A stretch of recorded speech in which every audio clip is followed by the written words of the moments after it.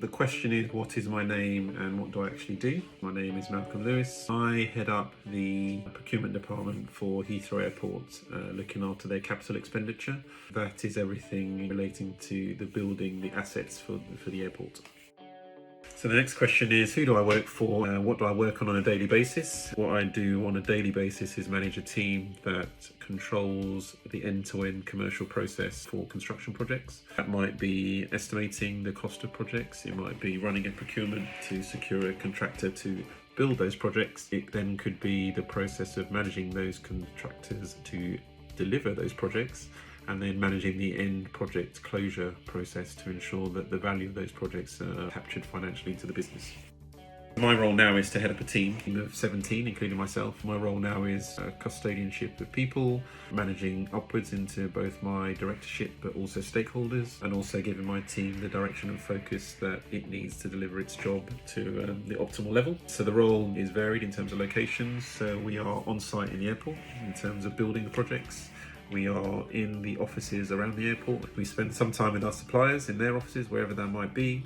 And we also do various visits to other sites to see, perhaps as an example, the logistics process for the Battersea Power Station redevelopment. We go and look at some of the initiatives they have there and see whether they're transferable into the airport environment. So the question was, what are the best bits and what perhaps are not so good from the job perspective? So best bit by far, people. You learn a lot from the people. I mentor, manage, coach. I do all sorts of things with people, and I find they bring something different despite their backgrounds, their interests, their personality, whatever it might be. It brings something new to your learning, but it also means you have to adjust. So the approach I might use for, say, one person that I manage versus one that I perhaps mentor or just meet from a supply chain perspective has to differ. And so it helps me stay fresh, enthused, and excited about coming to work.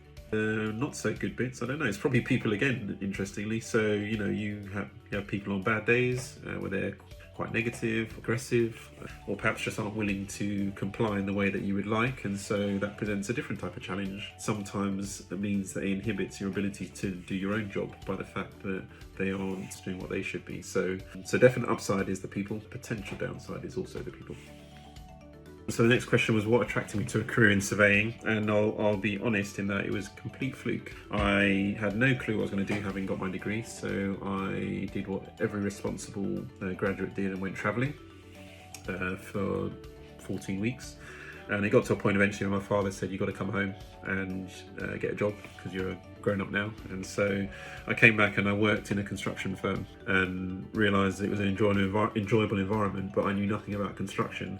And so they very kindly offered to sponsor me through a master's programme in surveying, where my grades were good enough to start making me think that I could perhaps make a career. So it wasn't a sort of life ambition to be a surveyor, but once I started to become familiar with what a surveyor could and sometimes does do, it got me interested, and I decided to see where that could take me.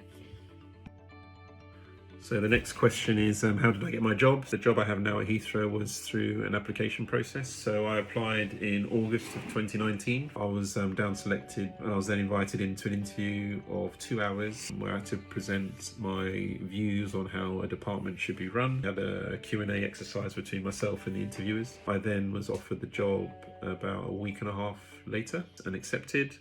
And then I had to serve notice in my previous employer, which was 3 months. And that led me to Christmas, when I then took up my post in the new year of January 2020.